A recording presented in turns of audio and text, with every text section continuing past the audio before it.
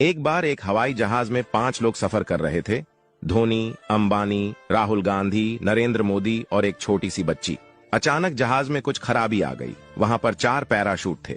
धोनी बोला, मैं दुनिया का महान बल्लेबाज हूं, मेरा जिंदा रहना जरूरी है। फिर एक पैराशूट लेकर कूद गया। अंबानी बोला, मैं भारत के अमीर लोगों में से हूं, मेरा रहना जरूरी है। फिर अंबानी भी एक पैराशूट लेकर कूद गया। राहुल गांधी बोला, मैं इस देश का सबसे लोकप्रिय नेता हूं, मेरा जिंदा रहना जरूरी है। फिर वो भी एक पैराशूट लेकर कूद गया। नरेंद्र मोदी बच्ची से बोले, बेटा आप देश की भविष्य हो, जाओ आप आखिरी पैराशूट लेकर कूद जाओ। बच्ची बोली, लेकिन यहां पर तो 2 पैराशूट है, राहुल गांधी तो मेरा स्कूल बैग लेकर कूद गए। एक परिवार में 5 बहन थीं। एक का नाम था टूटी, दूसरी का नाम था फटी, तीसरी का नाम था फीकी और चौथी का नाम था मरी, 5वीं का नाम था भूतनी। तो एक दिन उनके घर पे लड़की देखने वाले आए। मम्मी ने पूछा कि आप कुर्सी पे बैठोगे या चटाई पे? तो मेहमान ने कहा कुर्सी पर। मम्मी ने कहा टूटी कुर्सी ले आओ। तो मेहमान, नहीं नहीं नहीं, हम तो चटाई पर बैठ जाएंगे। मम्मी बोली, पटी चटाई लेकर आओ। तो मेहमान बोले, अरे रहने दो, हम तो जमीन पे ही बैठ जाएंगे। तो मम्मी बोली, आप चाय पियोगे या दूध? तो मेहमान बोले चाय। मम्मी बोली, फीकी चाय लेकर आओ। तो मेहमान बोले, नहीं नहीं रहने दो, चाय नहीं, हम तो दूध ही पी लेंगे। मम्मी बोली, मरी भैंस का दूध ले आओ। तो मेहमान बोले, रहने दीजिए, हम कुछ नहीं खा रहे, हमें तो सिर्फ लड़की दिखा दो। तो मम्मी बोली, बेटी भूतनी को लेके आओ। मेहमान बेहोश। अमेरिका में जब लाइट जाती है तो वो बिजली विभाग में फ़ोन करते हैं। जापान में जब लाइट जाती है तो वो पहले फ्यूज़ व घर का इन्वर्टर चेक करते हैं। और जब हमारे भारत में लाइट जाती है तो सबसे पहले बाहर निकलकर पड़ोसी से आवाज़ लगाकर पूछते हैं, अरे भैया आपकी भी लाइट गई है क्या? हाँ भैया हमारी भी नहीं है। तब जाकर राहत की सांस लेते हैं। दोस्तों, एक कसाई के घर चूहा, कबूतर, मुर्गा और बकरा रहते थे। एक दिन कसाई चूहा पकड़ने के लिए एक चूहादानी ले आया। जब चूहे को यह बात पता चली तो वह भागा भागा कबूतर के पास गया और बोला, बहन मेरी मदद करो, कसाई चूहादानी लाया है, उस चूहेदानी को कहीं दूर फेंक आओ। कबूतर बोली, चूहेदानी से मुझे क्या खतरा, मैं क्यों फेंकूं? अब चूहा मुर्गे के पास गया। मुर्गा हंसकर बोला, ये तो मेरी समस्या नहीं है, तुझे खतरा है, तू जाकर फेंक। बेचारा चूहा दौड़ते हुए बकरे के पास गया। बकरा बोला, चूहेदानी में मैं थोड़ी फंसने वाला, मैं ऐसा बिल्कुल नहीं करूंगा। निराश होकर चूहा अपने बिल में चला गया। रात को अचानक खट की आवाज आई। कसाई की बीवी को लगा कि चूहा चूहेदानी में फंस गया है। वह चूहेदानी के पास जा रही थी, अचानक उसे सांप ने काट लिया। कसाई अपनी बीवी को वैद्य के पास ले गया। वैद्य बोला, इसे कबूतर का सूप पिलाओगे तो ठीक हो जाएगी। कसाई ने कबूतर का सूप बनाकर अपनी बीवी को पिला दिया। उसकी बीवी ठीक हो गई। कसाई ने अपनी बीवी के ठीक होने की खुशी में मुर्गे को काटा और खा गए। जब पड़ोसी को पता चला कि उनकी पत्नी ठीक हो गई है तो सब पार्टी मांगने घर आए और कसाई ने पार्टी में बकरा बनवा दिया। दोस्तों, यह वही कबूतर, मुर्गा और बकरा थे जो चूहे के मुसीबत के समय में उसका साथ देने के बजाय उसका मजाक उड़ा रहे थे, क्योंकि उन्हें सिर्फ यही लगता था कि यह सिर्फ चूहे की प्रॉब्लम है, ना कि मेरी।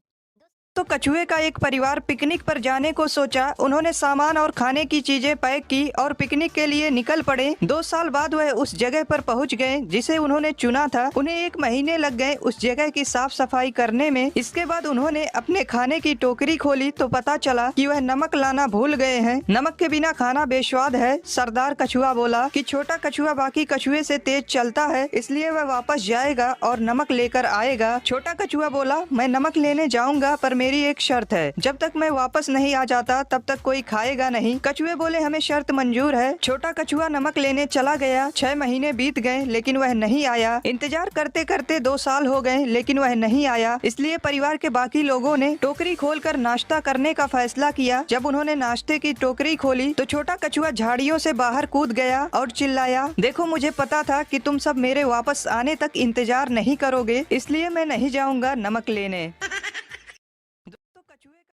एक चूहा था, वह बिल्ली से बहुत डरता था। एक दिन वह एक बाबा के पास गया और बोला, मुझे बिल्ली बना दो, मुझे बिल्ली से बहुत डर लगता है। बाबा ने उसे बिल्ली बना दिया। चूहा बिल्ली बनकर घूम रहा था, तभी कुछ कुत्ते उसके पीछे पड़ गए। वह किसी तरह से भागता हुआ फिर बाबा के पास गया और बोला, आप मुझे कुत्ता बना दो, अब मुझे कुत्तों से बहुत डर लगता है। बाबा ने उसे कुत्ता बना दिया। कुत्ता बनकर जब चूहा जंगल में घूम रहा था तभी एक शेर ने उसे दौड़ा लिया। वह भागते हुए फिर बाबा के पास पहुँचा और बोला, अब मुझे शेर बना दो, ताकि किसी का बाप भी मेरा बाल पाका ना कर सके। बाबा ने उसे शेर बना दिया। शेर बनकर जब चूहा जंगल में गया तो कुछ शिकारी उसके पीछे पड़ गए। वह किसी तरह से वहाँ से अपनी जान बचाकर भागा। वह जब भी कहीं जाता तो शिकारी उसके पीछे पड़ जाते। बड़ा शरीर होने के कारण अब उसे खुद को छुपाने में भी दिक्कत होने लगी। एक दिन फिर से वह अपनी समस्या लेकर बाबा के पास गया। बाबा बोले अब क्या बनाऊं? बोला मुझे फिर से चूहा बना दो, वही बढ़िया था, छोटा था। कहीं एक चूहा था, वह बिल्ली से बहुत डर। एक डॉक्टर का सवाल, टूथब्रश कितने समय बाद रिटायर किया जाता है? चाइनीज ने कहा 1 हफ्ते में, ब्रिटिशर ने कहा 1 महीने में और अमेरिकन ने कहा 3 महीने में। अब आई भारतीय की बारी। भारतीय ने बोला, डॉक्टर साहब इंडिया में तो टूथब्रश कभी रिटायर ही नहीं होता। डॉक्टर बोला, वो कैसे? भारतीय ने कहा, इंडिया में टूथब्रश सबसे पहले दांत साफ करने के काम आता है, फिर हेयर कलर करने के काम आता है, उसके बाद मशीन की सफाई के काम आता है और जब उसके बाल गिर जाते हैं तो पजामे में नाड़ा डालने के काम आता है। एक बार 2 दोस्त एक शादी में गए। जैसे ही वो होटल में आए उनको सामने 2 दरवाजे दिखे। एक पर लिखा था दूल्हे का कमरा और दूसरे पर लिखा था दुल्हन का कमरा। वो दोनों दूल्हे के कमरे में चले गए। अंदर जाने के बाद वहाँ उन्हें 2 और दरवाजे दिखाई दिए। एक पर लिखा था दूल्हे के मेहमान और दूसरे पर लिखा था दुल्हन के मेहमान। तो वो दोनों दूल्हे के मेहमान लिखे कमरे में चले गए। वहाँ अंदर जाने के बाद उन्हें 2 और दरवाजे दिखाई दिए। एक पर लिखा था तोहफे के साथ और दूसरे पे लिखा था बिना तोहफे के। क्योंकि वो दोनों कोई तोहफा नहीं लाए थे इसलिए बिना तोहफे वाले कमरे में चले गए और अंदर जाने के बाद अगले ही कदम पे दोनों होटल के बाहर निकल गए। तो दोस्तों, अगर शादी में बिना तोहफे के जाओगे तो आने वाले टाइम में यही हाल होगा। एक कमरे में 5 दोस्त रहते थे। एक का नाम था पागल, दूसरे का नाम था बेवकूफ, तीसरे का नाम था दिमाग, चौथे का नाम था कोई नहीं, 5वें का नाम था किसी। एक दिन कोई नहीं ने किसी को मार दिया। उस वक्त बेवकूफ बाथरूम में नहा रहा था और दिमाग घूमने के लिए गया था। तभी पागल पुलिस को फोन लगाता है, हेलो पुलिस, कोई नहीं ने किसी को मार दिया।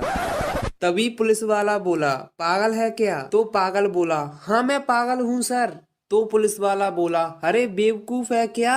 तभी पागल बोला, अरे सर बेवकूफ तो बाथरूम में नहा रहा है। तो पुलिस वाला बोला, अरे तेरे पास दिमाग नहीं है क्या? तभी पागल बोला, अरे सर वो तो घूमने के लिए गया है।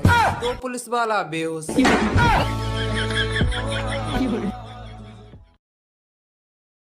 और आज मेरा रिजल्ट आया। रोल नंबर डालते हुए मेरा हाथ कप आया। आंखें खोलने से डर लग रहा था, एक्सप्रेस नहीं कर सकता, इतना अजीब लग रहा था। और जब आंखें खोली तो देखा 89%, पर वो एक, खैर छोड़ो। मैंने अपने मार्क्स अपने पेरेंट्स को बताए और उन्होंने कहा कि 1% और ले आता। पड़ोस वाले अंकित के 91% आए हैं, थोड़ा और पढ़ लेता तो तेरा क्या जाता। और मेरे फेस पे स्माइल तो थी, लेकिन अब आंखों में आंसू भी आने लगे। मेरी पीठ थपथपाने की बजाय सब मुझे बातें सुनाने लगे। लेकिन कौन समझाए कि 10th की मार्कशीट सिर्फ बर्थ प्रूफ और 12th की मार्कशीट सिर्फ कॉलेज के एडमिशन तक ही बेस्ड है। साला IIT JEE छोड़ो, यहाँ तो DU में इतनी रेस है। कैसे समझाएं कि ये दुनिया मार्क्स से नहीं नॉलेज से चलती है। अरे आर्ट्स हो या साइंस हो, सबको मेहनत करनी पड़ती है। उस एक मार्क की वजह से मैं सबकी नज़रों से गिर गया और 1 साल की मेहनत पर 1 मिनट में पानी फिर गया। क्रॉप टॉप में दिखी कमर, ब्लाउज पे आंखें बंद होती है। क्या लड़कों से मिलने वाली हर लड़की बिगड़ी होती है? मुस्कुराए तो इंटरेस्टेड है, इग्नोर करे तो घमंडी। क्यों ब्रेकअप के बाद हर लड़की बन जाती है? जब 60 साल के अंकल की नज़र उसके चेहरे पे जाती है। सांस लेना मुश्किल उसका, वो मास्क लगा कर जाती है। मंदिर जाना वर्जित उसका, जब भी तारीख आ जाती है। लड़ती है समाज से जब वो जुआ जोर कहलाती है। बीता कल वो नहीं बांटती, खुद में घुट कर रह जाती है। कल फिर होती पूजा उसकी, कल फिर उस पे गाली बन जाती है।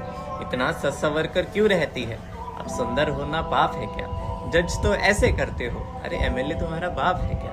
और बाप भी है तो सुनना पड़ेगा। वो लड़की है तो क्या हो, जिएगी वैसे ही जैसे उसे अच्छा लगेगा। क्रॉप टॉप में दिखी कमर, ब्लाउज पे हार गया हूँ सहते सहते, अब खुश रहना चाहता हूँ। मैं किसान हूँ इस भारत का, आज कुछ कहना चाहता हूँ। उस फसल को सींचते लगा हर एक जख्म बस एक बार दिखाऊंगा। हाँ जानता हूँ कोई नहीं सुनेगा, पर फिर भी आज आवाज उठाऊंगा। उस बरसात में मेरे साथ मेरा पूरा परिवार जागा है। ज्यादा कुछ नहीं मेरी फसल का, बस एक दाम ही तो मांगा है। तुम ही जय जवान जय किसान कहते थे ना, और आज उन्हीं दोनों को आमने सामने खड़ा कर दिया है। वो बारिश मेरा सब कुछ उजाड़ कर चली गई, माफ कर दो मेरा कर्ज, आखिर मैंने सब कुछ गिरवी रख दिया है। हाँ ठीक है, कर लूंगा शहर में नौकरी, उस मिट्टी को भूल जाऊंगा। कोई बात नहीं, फसल अच्छी नहीं हुई तो आने वाले सावन के मौसम में फांसी लगाकर झूल जाऊंगा। सब बिक चुका है सालों पुराने कर्ज को भरकर। अरे ऐसा भी क्या गुनाह कर दिया है किसान बनकर। सबको रोटी खिलाते खिलाते मेरा परिवार भूखा रह जाता है, और आवाज उठाओ तो कोई गुंडा तो कोई आतंकवादी कह जाता है। और मत दो किसानों को पेंशन, पर एक बार जवानी में चलाए उस हल को जरूर देख लेना। और इस बार बात किसी धर्म या जाति की नहीं है, सौगंध तुम्हें तुम्हारे घर में रखे उस अनाज की। आज सबको ये वीडियो जरूर भेज देना। हार गया हूँ सहते सहते।